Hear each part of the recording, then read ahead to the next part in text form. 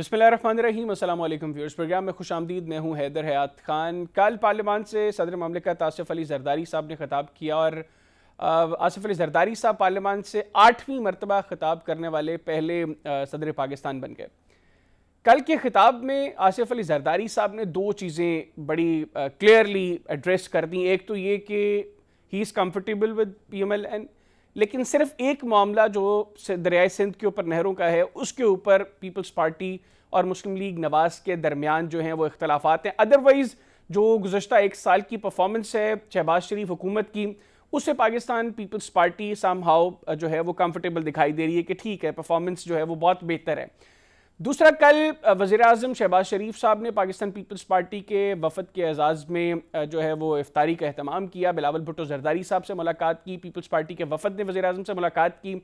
उसमें भी peoples party के वफद ने रिपोर्टेडली वज़ीर आज़म की कारकर्दगी को सराहा और दरियाए सिंध के ऊपर जो नहरों का मामला है उसको खुश सलूबी से तय करने के हवाले से भी वज़ीर आज़म ने पीपल्स पार्टी के वफद को कन्वे किया कि ये जो मैटर है इसको रिजॉल्व कर लिया जाएगा खुश सलूबी से। लेकिन पीपल्स पार्टी के सर्कल में अभी भी बहुत से लोग ये समझते हैं कि गुज़श्ता एक साल के अंदर बैक टू बैक हमारी मीटिंग्स होती रही हैं मुस्लिम लीग नवाज के साथ, लेकिन हमें उस तरह का कंफर्ट जोन नहीं दिया गया जो हम एक्सपेक्ट कर रहे थे। तो क्या अब इन मुलाकातों के बाद सब बेहतर हो जाएगा, या जो हम देख रहे थे कि पीपल्स पार्टी के लोग बड़े एग्रेसिव रहे हैं गुज़श्ता चंद हफ्तों में, वो अब एग्रेसिव मोड आगे भी रहेगा अगर मुस्लिम लीग नवाज उनके तहफ़्फ़ुज़ात को प्रॉपरली एड्रेस नहीं करती? दूसरा, इस वक्त मौलाना फजलुर रहमान साहब और पाकिस्तान तहरीक इंसाफ के वफूद जो हैं उनकी आपस में मुलाकातें हो रही हैं और अब लग रहा है कि चीज़ें स्टेज पर चली गई हैं कि शायद ईद के बाद जो ग्रैंड अलायंस है उसकी फॉर्मेशन हो जाएगी। तो क्या इस ग्रैंड अलायंस में मौलाना फजलुर रहमान की शमूलियत हुकूमत के लिए किसी तरह का कोई खतरा खड़ा कर सकती है? प्रोग्राम के पहले से मैं इन दोनों चीज़ों को डिस्कस करेंगे और इसके लिए मुझे वीडियो लिंक पर ज्वाइन किया है पाकिस्तान मुस्लिम लीग नवाज के सीनियर रहनुमा और वज़ीर ममलिकत बराए कौमी सकाफती वर्सा हुज़ैफा रहमान साहब ने। हुज़ैफा साहब, बहुत शुक्रिया आपके वक्त का। सर, सबसे पहले तो ये बताइएगा कि पाकिस्तान पीपल्स पार्टी के साथ अब आपके मामलात बिल्कुल सेटल हो गए हैं? अब मुस्लिम लीग नवाज जो कंसर्न्स हैं पीपल्स पार्टी के उनको एड्रेस करेगी? और मैं जिन कंसर्न्स का हवाला दे रहा हूँ ये सिर्फ वफाक से नहीं, जो पंजाब से भी उनके मामलात हैं, मैं उनका भी सवाल करूँ सर। जी, बहुत शुक्रिया हैदर साहब। पीपल्स पार्टी के साथ जाहिर है जब सियासी एलाई होते हैं और दो मुख्तलिफ जमातें होती हैं, नज़रियात मुख्तलिफ होते हैं, तो मुख्तलिफ मौज़ूआत पर इख्तलाफात होना और फिर उन इख्तलाफात का हल निकलना ये एक फितरी बात है। बिल्कुल ठीक। बाकी जहाँ तक आपने बात की कि मामलात हल हो गए हैं, देखें कुछ चीज़ें प्राइम मिनिस्टर साहब ने और चेयरमैन बिलावल साहब के दरमियान जो है डिस्कशन हुई और उसमें कुछ चीज़ें मियाँ नवाज शरीफ साहब से डिस्कस होंगी। जहाँ तक रहा पानी का मसला, तो देखिए पीपल्स पार्टी सिंध की एक बड़ी जमात है, बल्कि सिंध की मेजर स्टेक होल्डर है और जाहिर है उन्होंने ऐसा बयानिया बनाना है, ऐसा नैरेटिव रखना है कि सिंध की आवाम के हकूक़ की बात भी करनी है। आल्दो के नहरों के मामले पे हमारा मुख्तलिफ नुक्ता नज़र है और दरियाए सिंध में हम तो ये समझते हैं कि जो हमारे यानी पंजाब के हिस्से का पानी है उसमें से नहर निकाली जाए, लेकिन जाहिर है पीपल्स पार्टी कुछ उसके मुतालिक ज़रा मुख्तलिफ सोच रही है। तो उसी हवाले से प्रेसिडेंट साहब ने, कल मैं खुद पार्लियामेंट में मौजूद था, अपने कंसर्न्स का भी उस तकरीर में अपने इजहार किया और वो तकरीर मैं समझता हूँ प्रेसिडेंट ऑफ पाकिस्तान की तकरीर थी, ना कि पीपल्स पार्टी के किसी रहनुमा की तकरीर थी। इसलिए उन्होंने दोनों जमातों को यानी पीपल्स पार्टी को भी एक साइड पर रखा और एक साइड पर मुस्लिम लीग नून को भी रखा और समझाने की कोशिश की कि आप लोग मेजर अलाई हैं, तो इस मामले के ऊपर जो है उनके पीपल्स पार्टी के शदीद इख्तलाफात हैं और PMLN के हवाले से उन्होंने इन जो कंसर्न्स थे वो बताए कि मेरी जमात जो है, मैं एज अ प्रेसिडेंट अगर मीडिएशन का रोल भी प्ले करूं तो ये जो नहरों वाला मामला है ये हसास है। तो जो मेन मकसद था वो यही था। पार्टी के लोग जाहिर है जमातों में मैं समझता हूं कि जमातों के अगर अपने रहनुमा भी हों उनके दरमियान भी इख्तलाफात हो जाते हैं। ठीक है, लेकिन पीपल्स पार्टी के लोग जब बात करते हैं तो वो समहाउ ये बात करते हैं कि वो कंफर्टेबल हैं थोड़ा वफाक में शहबाज शरीफ साहब की हुकूमत के साथ। पंजाब में वो कहते हैं कि हमें वो कंफर्ट जोन नहीं दिया जा रहा गुज़श्ता एक साल में, हमें यही लग रहा है कि हम हुकूमत के साथ जरूर हैं लेकिन अपोजिशन में हैं। जी, बहुत शुक्रिया। बिल्कुल आपने ठीक कहा कि मरकज़ में ज़रा कंफर्ट जोन ज़्यादा है। पंजाब में देखें पीपल्स पार्टी इतनी सीटें नहीं निकाल सकी, लेकिन वो चाहते हैं कि हम अपनी सीटों के तनासब से ज़्यादा जो है पंजाब में हुकूमत का हिस्सा बने और या उन्हें अकोमोडेट किया जाए ब्यूरोक्रेसी की हद तक, इंतज़ामी मामलात की हद तक। जबकि दूसरी तरफ नून लीग के जो रहनुमा है पंजाब के, उनका ये नुक्ता नज़र है कि अगर पीपल्स पार्टी मरकज़ में ज्वाइन नहीं करती तो सूबे में भी अलाई बनने का मुनासिब फैसला नहीं होगा, यानी जो नून लीग की जो दूसरे हमारे जो सोच के रहनुमा हैं, शायद मैं उस सोच से इख्तलाफ करता हूं, लेकिन उनका नुक्ता नज़र ये है कि अगर हम पंजाब में कुशन दें पीपल्स पार्टी को चंद अजला की हद तक, तो हमें सिंध में भी मिलना चाहिए।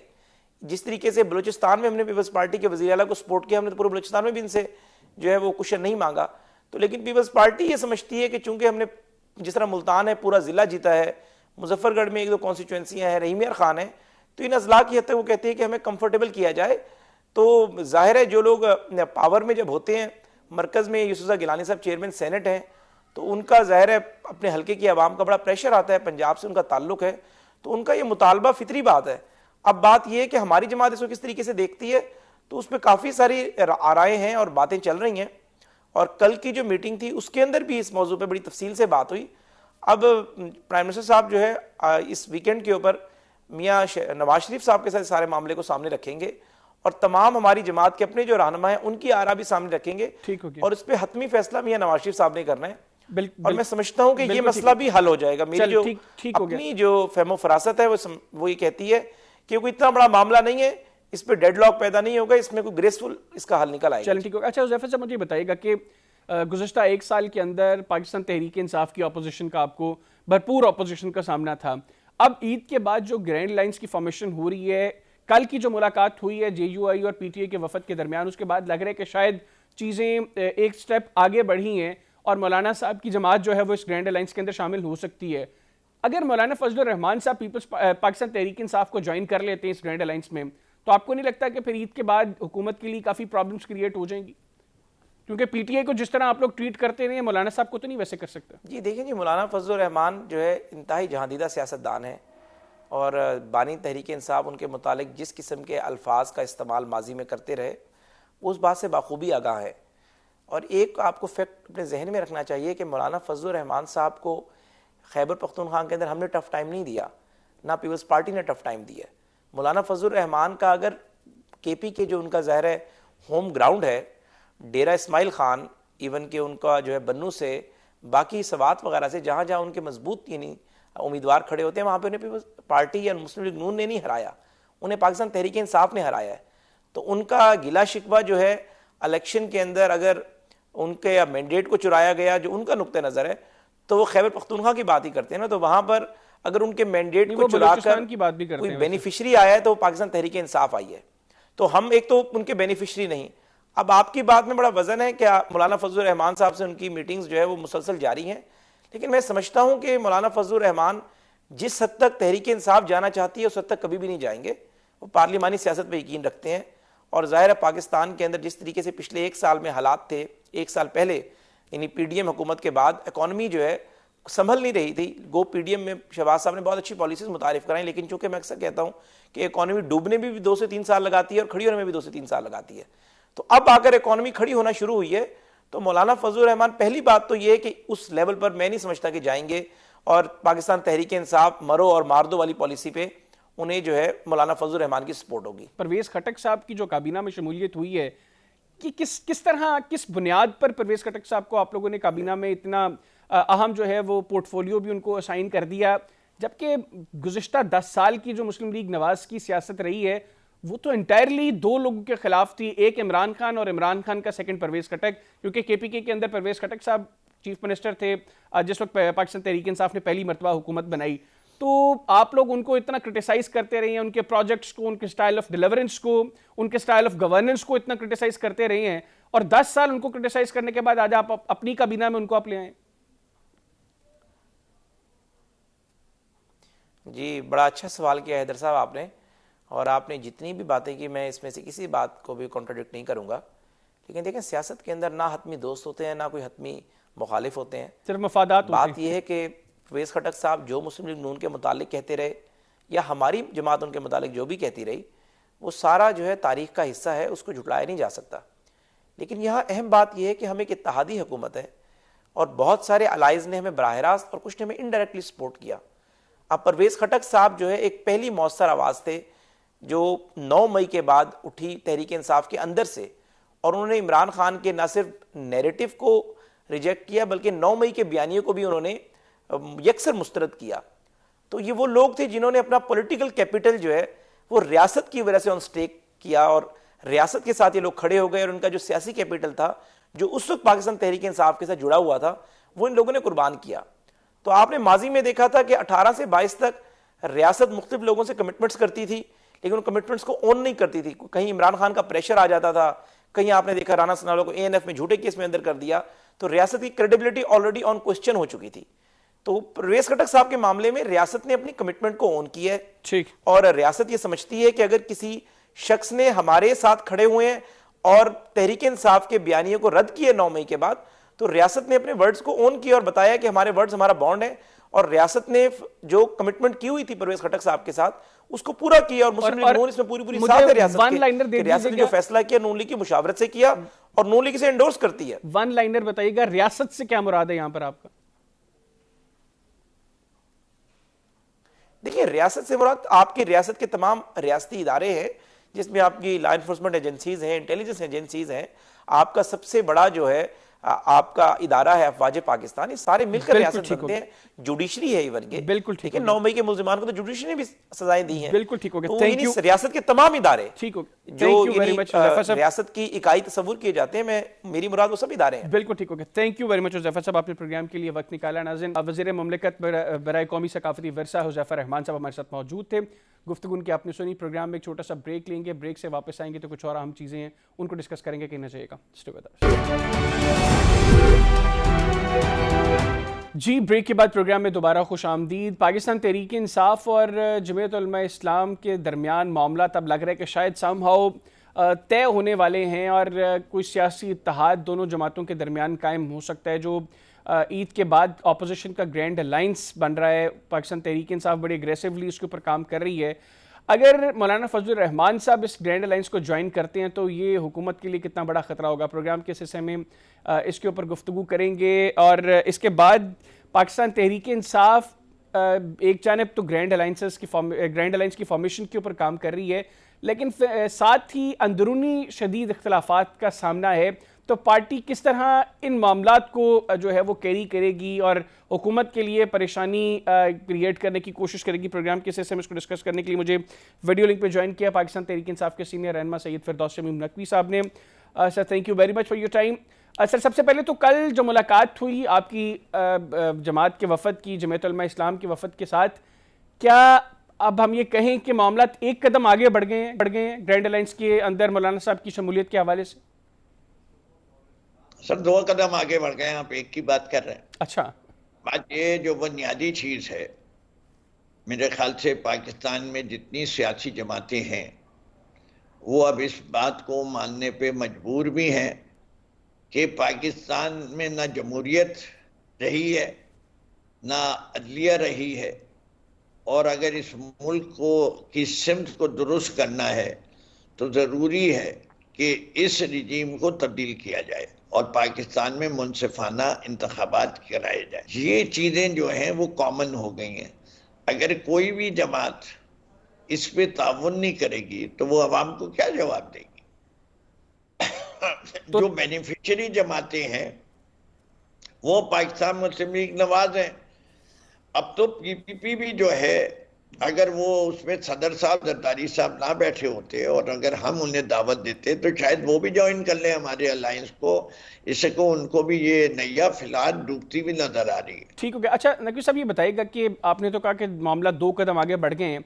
इन केस मौलाना फजलुर रहमान साहब इस ग्रैंड अलायंस में शामिल नहीं होते तो विदाउट मौलाना पाकिस्तान तहरीक इंसाफ ये समझती है कि आप इतनी मौसर और मजबूत आवाज़ होंगे जो हुकूमत के लिए प्रॉब्लम क्रिएट कर सकें आफ्टर ईद? ये जो मौजूदात है ना, what if, I don't like answering them. Why what if? There are chances ना सर, देयर आर चांसेस। नहीं, तो let there be, when it will happen we will discuss it. Why should I discuss right now? चलिए ठीक sir, अच्छा आपकी मर्जी है sir, ठीक है सर। उसका एक मिनट, उसके जवाब जो है वो दोनों सूरत में मेरे लिए नुकसानदेह है। एक, अगर मैं कहूं नहीं हम अपने आप को ताकतवर समझते हैं तो मौलाना फजलुर रहमान की पार्टी कहेगी कि अगर आप ये समझते हैं तो वो इत्तेहाद की तरफ आने में दिक्कत होगी। और अगर मैं ये कहूं कि नहीं हम अपने आप को इतना ताकतवर नहीं समझते, हम उनको करेंगे तो मेरी नेगोशिएटिंग पावर भी और मेरे जो सपोर्टर चले मैं आपसे अगला सवाल फिर ये नहीं, मैं आपसे अगला सवाल ये नहीं करूंगा कि फिर आप क्या समझते हैं कि इस पे ज्यादा चांसेस किस चीज के, लेकिन आगे बढ़ते सर मुझे बताइएगा कि परवेज खटक साहब आपके पुराने साथी हैं, वज़ीर आला रहे खैबर पख्तूनख्वा के, फिर इमरान खान साहब की काबीना में डिफेंस मिनिस्टर रहे, अभी उन्होंने वफाकी काबीना को ज्वाइन कर लिया है और हुकूमती सर्कल से कह रहे हैं कि परवेज खटक साहब बेसिकली तहरीक इंसाफ को काउंटर करेंगे खैबर पख्तूनख्वा के अंदर। तो आप लोग की खौफजदा हैं परवेज खटक साहब की काबीना में शमूलियत के हवाले से? परवेज खटक साहब ने एक पार्टी बनाई थी, उस पार्टी के साथ क्या हुआ? पीपीपी पीटीआई पार्लियामेंटेरियन के नाम से बनाई थी जी जी, जो उसके साथ हशर हुआ है। उसके बाद परवेज खटक साहब ने सियासत से किनारा कशी कर ली। अब फिर उनको दोबारा प्रॉप अप किया जा रहा है, गाड़ी भी दी जा रही है, प्रोटोकॉल भी दिया जा रहा है, फिर आजमा ले। अभी तक की तो वो तारीख ये बता रही है कि फैसल वाडा तो बन सकते हो कि आपको टीवी पे अपीयरेंसेस बढ़ जाए, अवाम में आपके कोई वो नहीं होगा। जब फैसल वाडा इलेक्शन जीत के तो दिखाएं, कराची से या पाकिस्तान के किसी ऑन चौधरी बन के जीतना है तो वो दूसरी बात है, लेकिन अवाम में मकबूलियत नहीं है। नहीं, लेकिन वो क्या आप समझते हैं कि वो परवेज खटक साहब आपके लिए कोई प्रॉब्लम्स क्रिएट कर सकते हैं? उसकी दो रीजंस हैं। मैं मेरा सवाल सर मुकम्मल सुन लीजिए। अगर एक तो वो 5 साल आपके जमात की तरफ से वज़ीर आला के ओहदे पर बराजमान रहे, एडमिनिस्ट्रेशन के ऊपर डेफिनेटली उनकी कहीं ना कहीं तो ग्रिप होगी। फिर महमूद खान साहब जो अभी उनकी जमात में भी हैं और उनके ग्रुप से थे, दूसरी टर्म एज चीफ मिनिस्टर उन्होंने जो है वो सर्व किया केपीके को। तो 10 साल ये दो अशखास जो हैं वो खैबर पख्तूनख्वा में रहे हैं। आप समझते हैं कि एडमिनिस्ट्रेशन के ऊपर सम हो थोड़ी बहुत तो ग्रिप होगी इनकी जो प्रॉब्लम क्रिएट कर सके, या आप समझते हैं कि नहीं बिल्कुल ये कोई प्रॉब्लम नहीं है हमें? नहीं, there's a difference। सियासत और एडमिनिस्ट्रेशन में बहुत फर्क है। मैंने प्रोविंस का चीफ सेक्रेटरी नहीं ढूंढ रहा, चीफ मिनिस्टर ढूंढ रहा हूं। चीफ सेक्रेटरी के लिए तो आपका ये क्राइटेरिया आप कह सकते हैं कि जी 5 साल का उनका तजर्बा आप क्यों जाया करना चाहते हैं। चीफ मिनिस्टर के अंदर सबसे दो बड़ी खुसूसियात जो चाहिए होती हैं, वो commitment to the ideology of the party चाहिए, और लॉयल्टी चाहिए, और फिर ब्रेवरी चाहिए। इन तीनों में परवेज खटक साहब बुरी तरह फेल हो गए। और हमने एक चीज देखी है, कोई भी शख्स हो जिसने इमरान खान का साथ छोड़ा है, उसकी अवाम में इस वक्त जो है वो उस शख्स के लिए दिक्कत हो गई है। वक्त नहीं रही, दिक्कत बन गई है उसके लिए, कोई भी हो। नहीं सर, मेरा सवाल मैं सियासी तौर पे चाहे वो इमरान इस्माइल हो, चाहे वो असद उमर साहब हो, चाहे वो फर्रुख हबीब हो, चाहे कोई भी हो, जिसने तहरीक इंसाफ छोड़ी, पब्लिक ने उसको जीरो कर दिया। चले, बिल्कुल ठीक हो गया। Thank you very much sir, आपने प्रोग्राम के लिए वक्त निकाला। सन तहरीक इंसाफ के सीनियर रहनुमा फिरदौस शमीम नकवी साहब हमारे साथ मौजूद थे। गुफ्तगू की आपने सुनी। प्रोग्राम में एक ब्रेक लेंगे, ब्रेक से वापस आएंगे तो कुछ और अहम चीज़ें डिस्कस करेंगे। कहना चाहिएगा, स्टे विद अस। जी, ब्रेक के बाद प्रोग्राम में दोबारा खुशामदीद। कल आसिफ जरदारी साहब ने भी पाकिस्तान मुस्लिम लीग नवाज की हुकूमत की कारकर्दगी की तारीफ़ की। फिर जो वज़ीर आज़म हाउस में पाकिस्तान पीपल्स पार्टी और मुस्लिम लीग नवाज के वफद की मुलाकात हुई, उसमें भी अब लग रहा है कि चीज़ें वफाक के एंड पे तो समहाउ शायद सेटल हो जाएं। पंजाब के हवाले से हफ्ते को अब मीटिंग होगी। पाकिस्तान पीपल्स पार्टी के जो तहफ़्फ़ुज़ात हैं पंजाब को लेकर वो बदस्तूर मौजूद है, लेकिन सवाल ये कि गुज़श्ता 1 साल में काफ़ी मुलाकातें हुई हैं, काफ़ी बैठकें हुई हैं, और हर बैठक के बाद बड़ा पॉजिटिव एटीट्यूड होता है दोनों तरफ से, लेकिन चंद रोज़ के बाद फिर वही गिले शिकवे शुरू हो जाते हैं। तो अभी अगर मामला फिर वैसे ही होता है तो पाकिस्तान पीपल्स पार्टी का मुस्तकबिल का लाहे अमल क्या होगा? प्रोग्राम के हिस्से में इसको पर गुफ्तगू करेंगे, और इसके लिए मुझे वीडियो लिंक पे ज्वाइन किया है पाकिस्तान पीपल्स पार्टी के सीनियर रहनुमा कादिर खान मंदोखिल साहब ने। कादिर साहब, बहुत शुक्रिया आपके वक्त का। सबसे पहले तो सर, आप बड़े क्रिटिक रहे हैं बिलखुसूस पाकिस्तान मुस्लिम लीग नवाज की पंजाब हुकूमत के, और गुज़श्ता चंद अरसे से तो आप खैर वफाक के भी बड़े क्रिटिक हैं। अभी कल की जो मुलाकात थी बिलावल भुट्टो जरदारी साहब और पीपल्स पार्टी के वफद की प्राइम मिनिस्टर से, उसके बाद आपको लगता है कि अब चीज़ें थोड़ा सा मतलब बेहतर रुख की तरफ चलेंगी दोनों पार्टीज के दरमियान? देखिए जी, पीपल्स पार्टी हमेशा मुज़ाकरात पे और बातचीत पे यकीन रखती है और यही मशवरा हमारा हमेशा पीटीआई को भी था। यकीनन बातचीत से मसले का हल निकलता है। पंजाब की सतह पे पहले हमारी कमेटी बनी थी दोनों पार्टियों के बीच में, वो 2 इजलास हुए और वो इजलास अभी मजीद चलने थे तो ये 6 नहरों का शोशा छोड़ दिया। आप मुझे बता दो कि पाकिस्तान की तारीख में सबसे हाईएस्ट फोरम पे सदर पाकिस्तान उसको इशू को हाईलाइट कर रहा है। आज मेरे चेयरमैन बिलावल भुट्टो जरदारी साहब ने प्रेस कॉन्फ्रेंस में ये कहा कि हमारी मौत और जिंदगी का सवाल है सिंध के आवाम का। आप सरसब्ज सिंध को बंजर बनाने पे तुले हुए और आप बंजर जमीन पंजाब की, जनूबी पंजाब की, उसको सरसब्ज करा। अच्छी बात है, पूरा पाकिस्तान सरसब्ज होना चाहिए, मगर किसी का गला काट के किसी जादू टोने के जरिए, वो कहते हैं ना बच्चे को जबा करते हैं, तो आप सिंध को जबा करके चोलिस्तान को सरसब्ज बनाना चाहते हो, तो ये कौन सी इंसानियत है और ये कौन सी सिंध दोस्ती का सबूत है जो आप दे रहे हो? नहीं तो आप समझते हैं कि कल की मुलाकात के बाद जो वज़ीर-ए-आज़म ने यकीन दहानी करवाई है कि ये नहरों के मामले को भी खुश उसलूबी से हल किया जाएगा, यानी कहीं ना कहीं इंडिकेशन ये है कि नहरें बनेंगी ज़रूर लेकिन पीपल्स पार्टी को इसमें ऑन बोर्ड लिया जाएगा या जो उनके तहफ़्फ़ुज़ात हैं उनको एड्रेस किया जाएगा, ये इसके साथ पीपल्स पार्टी चल सकती है फिर हुकूमत? देखिए, मुझे एक बात बताओ, जब बिलावल भुट्टो साहब ये कह रहे हैं कि सिंध के आवाम की मौत और जिंदगी का सवाल है, हमारा सर्वाइवल का सवाल है। मैं भी सिंध से हूँ, सिंध ने मुझे इज्जत की है, पार्लियामेंट, पिछली पार्लियामेंट में भेजा है, तो हम सिंध के साथ गद्दारी तो नहीं कर सकते हैं, क्योंकि सिंध के आवाम की वजह से हम हुकूमत में हैं। सिंध के आवाम की वजह से हम चौथी मरतबा सिंध हुकूमत में हैं। तो मैं ये समझ रहा हूँ कि ऐसा तो नहीं हो सकता है कि सिंध की जमीन बंजर होते हुए और हम हुक्मरानी करेंगे, ऐसा तो सवाल ही पैदा नहीं। हाँ, यकीनन हम इस बात की दोबारा मैं कहूंगा कि मुज़ाकरात से या बातचीत से मसले की हल अगर हो तो यकीनन। लेकिन मैं आपको एक सरीस उर्दू में एक बात समझाने की कोशिश करूंगा आम आवाम को। पंजाब का ये कहना है कि हम अपने हिस्से का पानी दे रहे हैं, तो मिसाल के तौर पे दरिया सिंध में 10 ड्रम पानी आ रहा है, 10 में से 5 पंजाब ले रहे हैं, 5 सिंध बलूचिस्तान को। अब अगर ऊपर से 10 ड्रम पानी नहीं आ रहा है, वहां 6 ड्रम आ रहा है या 7 ड्रम आ रहा है, तो पंजाब को 5 कैसे मिलेंगे? तो जब पंजाब को 5 मिलेंगे तो सिंध और बलूचिस्तान में क्या 1 ड्रम मिलेगा? तो ये इनकी जो गलतफहमी है या इनकी जो कैलकुलेशन है या ये जो आवाम को गुमराह करने की कोशिश कर रहे हैं पंजाब हुकूमत, तो मैं समझ रहा हूँ कि ये एक नाजायज है।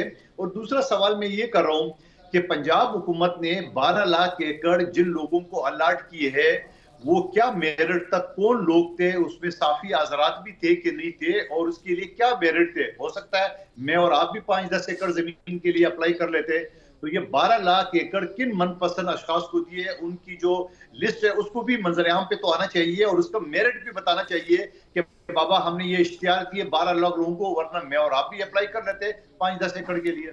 अच्छा, मुझे आखिर में ये बताइएगा कि अभी हमने हुज़ैफा रहमान साहब से गुफ्तगू की, उनका ये कहना है कि पंजाब में अप्रोच ये है कि पीपल्स पार्टी या तो वफाक में काबीना में शामिल हो, फिर शायद उनको कंफर्टेबल किया जाएगा पंजाब में, या मुल्तान और डेरा गाजी खान बेल्ट में जो ब्यूरोक्रेसी को लेकर वो चाहते हैं कि हमारी मर्ज़ी के लोग अपॉइंट किया जाए, हमें कंफर्टेबल किया जाए, तो फिर उनके वहाँ पे कंसर्न्स को एड्रेस किया जा सकता है। और अदरवाइज सिनेरियो में सिंध में पीपल्स पार्टी मुस्लिम लीग नवाज़ को स्पेस इस तरह की दे।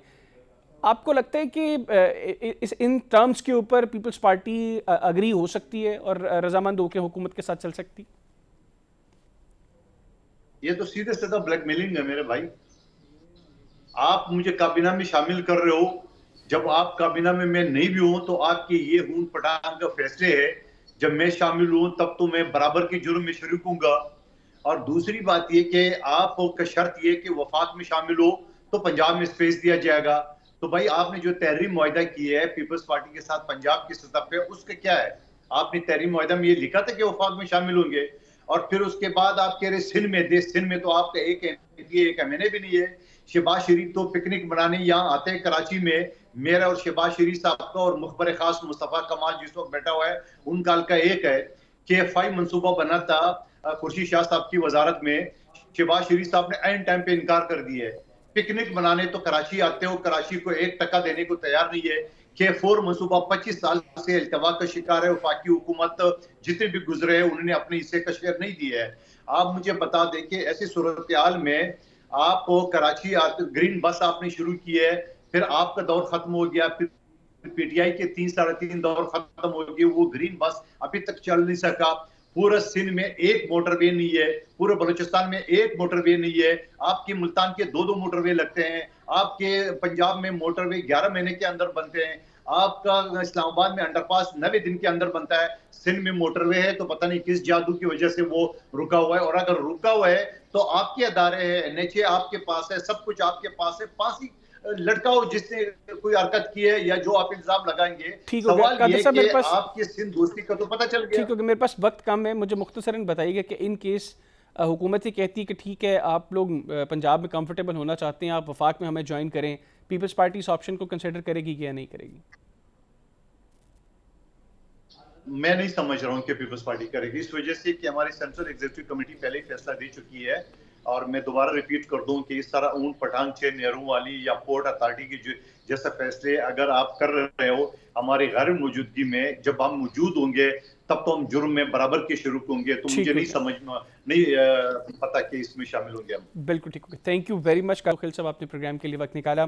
नाज़रीन, पाकिस्तान पीपल्स पार्टी के मरकजी रहनुमा कादर खान मंदोखिल साहब हमारे साथ मौजूद थे, गुफ्तगू उनकी आपने सुनी। प्रोग्राम में एक ब्रेक लेंगे, ब्रेक से वापस आएंगे तो कुछ और अहम चीज़ें उनको डिस्कस करेंगे, कहना चाहिएगा। Stay with us.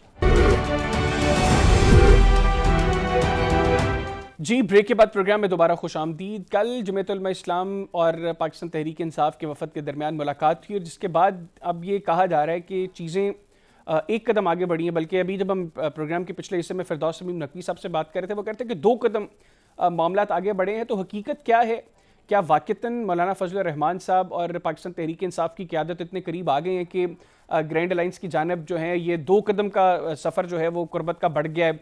प्रोग्राम के इस हिस्से में इसको डिस्कस करेंगे। दूसरा, हम बार बार ये सुन रहे हैं कि जमीयत उलमा इस्लाम को कुछ तहफ़्फ़ुज़ात हैं पाकिस्तान तहरीक इंसाफ के एंड से, वो तहफ़्फ़ुज़ात बेसिकली क्या हैं? इसको भी प्रोग्राम के इस हिस्से में एक्सप्लोर करने की कोशिश करेंगे, और इसके लिए मुझे वीडियो लिंक पे ज्वाइन किया है जमीयत उलमा इस्लाम के मरकज़ी तर्जुमान मोहम्मद असलम बुखारी साहब ने। Sir, thank you very much for your time. Sir, सबसे पहले ये बताइएगा कि कल जो मुलाकात हुई तहरीक इंसाफ की क़यादत की साथ आपकी क़यादत की, उसके बाद चीज़ें आगे बढ़ी हैं ग्रैंड अलायंस की फॉर्मेशन के हवाले से? जी हाँ, बिल्कुल कुछ मुस्बत पेशरफ्त हुई है, और हमने कुछ वाकई 1-2 कदम आगे बढ़ाए हैं।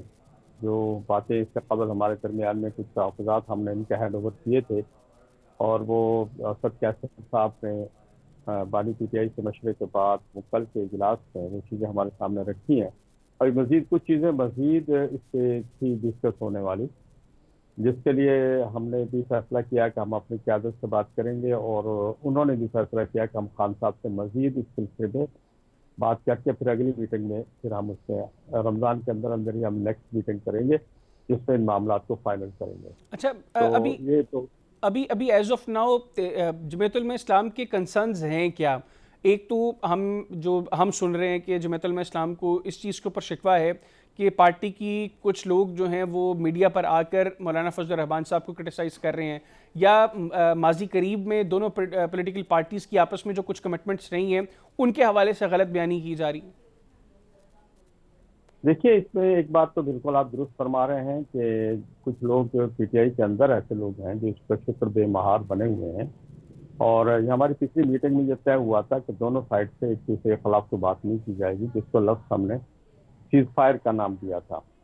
और उसके बाद फिर पीटीआई की तरफ से मतवातर इस तरह के लोग सामने आए जो बाकायदा, बल्कि अली अमीन ने तो एक प्लांटेड किस्म का इंटरव्यू भी किया, और उसके बाद इस तरह की चीज़ सामने आई कि हम तो हैरान हो गए कि कल तक तो हमारे साथ आप बैठे हुए थे, आज ये इस किस्म की गुफ्तगू फरमाई जा रही है। तो मैं आप ज़रा समझिए इस बात को कि हम तो पहले ही वो 16 साल के जो फासले उनको कम करने की कोशिश कर रहे हैं, और उसको कम करने से अगर फ़ायदा हुआ तो पीटीआई को हुआ है, कि हमें तो इतना फ़ायदा नहीं हुआ। और पीटीआई को 26वां तरमीम में जो कुछ हो रहा था, पीटीआई को खुद पता है कि हमारे साथ क्या होने जा रहा था। फौजी अदालतें, बहुत सी चीज़ें ऐसी हैं जो थी उसमें, जो हमने 34 क्लासेस में जिनको डिलीट करवाया, उनको सब चीज़ों को पता है, और उनके ख्वाहिश पे फिर हमने ये आईनी बेंच भी बनवाया जो कि इससे कबल आईनी अदालत बनने जा रही थी। तो फ़ायदा पीटीआई को हुआ है हमारे साथ आगे बढ़ने से, लेकिन ये कुछ लोग नहीं चाहते हैं कि हमारे और पीटीआई के दरमियान में फासले कम हों, और इस सिलसिले में वो बाकायदा जो उनके कायद का जो जेल से उन्होंने पैगाम जारी किया था, उसमें कहा गया था अली अमीन साहब को या दीगर हजरात को, उनके स्पोक्स पर्सन साहब को बाई नेम जारी हुआ था, मीडिया पे आया भी था कि अब आप इस तरह की कोई बात JUI के बारे में नहीं करेंगे जो इसका कबल आप ज़बान इस्तेमाल कर चुके हैं। ठीक हो गया।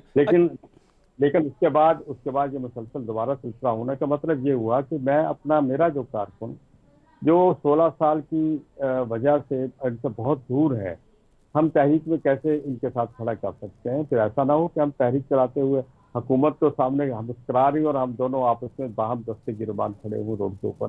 तो इसको चीज़ों को क्लियर करना बहुत जरूरी है। बिल्कुल ठीक। अच्छा, मुझे बताइएगा कि क्या कहीं ना कहीं ये चीज़ डिस्कस हुई है कि अगर मामला आगे बढ़ते हैं तो मौलाना फजलुर रहमान साहब की इमरान खान साहब से भी कोई मुलाकात करवाई जाए? देखिए, मेरा ख्याल ये उस मुलाकात का फायदा कोई नहीं होगा। अगर हम करते भी हैं तो वो जहाँ बैठे हुए हैं वहाँ कौन सी खुफिया चीज़ हो सकती है। तो सारी बातें हर चीज़ वहाँ पर सबको पता है कि वहाँ को बात हम कर ही नहीं सकते, बैठ नहीं सकते। वो उनके वकला जाते हैं, उनसे जो हदायत मिलती है वो ले आते हैं और कभी अदालत से ले लेते हैं, कभी कहाँ से ले लेते हैं। तो मुलाकात का मैं समझता हूँ पहले बात तो कोई करने भी नहीं देगा, दूसरी बात उस मुलाकात का फायदा भी नहीं होगा। तो हम तो ये चाहते हैं कि जो जिनको उन्होंने नामजद किया है, उनके चेयरमैन हैं, सेक्रेटरी जनरल हैं या दीगर लोग हैं जो इसके हमारे साथ मुज़ाकरात में भी हैं, उन लोगों को पावरफुल बनाया जाए। उनके पास इतनी ताकत होनी चाहिए, इतनी उनके पास कि वो हमारे साथ जब इजलासों में बैठे और जब वो इत्तेहाद के इजलासों में बैठे तो उनके फैसले को दोबारा अप्रूवल लेने के लिए ना जाना पड़े। तो आप माजी करीब की जो एक्सरसाइज है उसमें आपको लगता है कि अब इनको थोड़ा सा पावरफुल किया गया है या अभी भी वही एक्सरसाइज चल रही है कि यहाँ बात करनी है, फिर उसकी अप्रूवल लेने जाना है, वहाँ से हाँ या ना या ओके होगा, फिर मामला आगे बढ़ेंगे? देखिए, ये हो जाएगा इंशाल्लाह। लेकिन अभी तो ये हुआ है, कल की मीटिंग के बाद भी उन्होंने कहा कि हम खान साहब से मशवरा करते हैं। तो कल की मीटिंग के बाद भी हमें यही जवाब मिला कि हम खान साहब से एक मशवरा कर लें। बिल्कुल। तो कहने की बात ये है कि ये इनको करना पड़ेगा, वरना इत्तेहाद से अब बाकी पार्टियां इत्तेहाद में बैठी हुई और फैसला हम सब एक फैसला करेंगे, फिर 15-15 दिन उसके अप्रूवल नहीं इनको मिलेगी, फिर तो मामला खराब हो जाएंगे, फिर इत्तेहाद ऐसे ना बनते हैं ना चलते हैं। अच्छा, ये बताइएगा कि असलम गौरी साहब, ये बताइएगा कि क्या जमीयत उलमा इस्लाम इस चीज़ का भी तकाजा कर रही है कि अगर ये अपोजिशन का ग्रैंड अलायंस बनता है तो मौलाना फजलुर रहमान साहब उसको लीड करें? नहीं, ऐसा हमने कुछ नहीं कहा। हमने ऐसा कुछ नहीं कहा। हमने कोई उनसे अपोजिशन लीडर का ओहदा नहीं मांगा। हमने उनकी सूबाई हुकूमत के अंदर कोई इस वक्त हिस्सा नहीं मांगा। हमने उनसे किसी किस्म का भी आइंदा इलेक्शन में कोई आपस में सीट एडजस्टमेंट नहीं मांगी। ये सब चीज़ें फजूल है, इनकी जरूरत नहीं। अपोजिशन लीडर का तो ओहदा चलने एक अलग चीज़ है, सिर्फ ये जो ग्रैंड अलायंस की फॉर्मेशन है, अगर चले तहरीक इंसाफ ने आपने नहीं मांगा, अगर तहरीक इंसाफ ऑफर करती है तो क्या मौलाना साहब इसको कंसिडर करेंगे कि ये जो अपोजिशन का ग्रैंड अलायंस बन रहा है इसको वो लीड करें? देखिए, इस अलायंस में बहुत से लोग हैं, खान महमूद खान साहब हैं और कई लोग हैं, शायद खाकान अब्बासी साहब हैं, ये लोग सब आएंगे इसके अंदर। जब आएंगे तो उस वक्त फैसला करेंगे, यही लोग फैसला करेंगे कि हमारा सरबराह कौन होगा। कोई पार्टी एक से नहीं फैसला कर सकती, ना मैं फैसला कर सकता हूँ सरबराह कौन होगा, ना वो फैसला PTI कर सकते हैं सरबराह कौन होगा। जब इत्तेहाद बनते हैं तो इत्तेहाद में छोटी से छोटी पार्टी भी जो होती है, चाहे 2 आदमी पर मुश्तमिल हो, लेकिन वो बराबर का हक रखती है। और यानी अगर ये पार्टीज मौलाना साहब को कहती हैं कि आप लीड करें तो मौलाना साहब रेडी होंगे इस इत्तेहाद को लीड करने के लिए? देखिए, फिर हम अपनी जो JUI की सेंट्रल कमेटी है उससे मशवरा मांगेंगे, उससे मशवरे के बाद फिर हम कदम उठाएंगे। हमारी सेंट्रल कमेटी है, हमारी मजलिस शूरा है और हमारे दीगर अदारे काम करते हैं। वहाँ से बाकायदा फिर हमसे अप्रूवल लेनी होती है सारे फैसले की। तो अगर कोई ऐसी चीज़ आती है इत्तेहाद की तरफ से, सब मुश्तरका तौर पर हमें कहते हैं, तो फिर हम अपनी सेंट्रल कमेटी से या मजलिस शूरा से उसकी अप्रूवल लेंगे। बिल्कुल ठीक हो गया। बहुत शुक्रिया असलम गौरी साहब आपके लिए वक्त निकाला। नाज़रीन, जमीयत उलमा मरकज़ी तर्जुमान मोहम्मद असलम गौरी साहब हमारे साथ मौजूद थे, गुफ्तगू उनकी आपने सुनी। आज के प्रोग्राम से इतना ही, आपसे मुलाकात होगी इंशाल्लाह अगले हफ्ते। तब तक के लिए हैदर हयात खान और इनसाइट की टीम को इजाज़त दीजिए। अल्लाह हाफ़िज़। पाकिस्तान जिंदाबाद।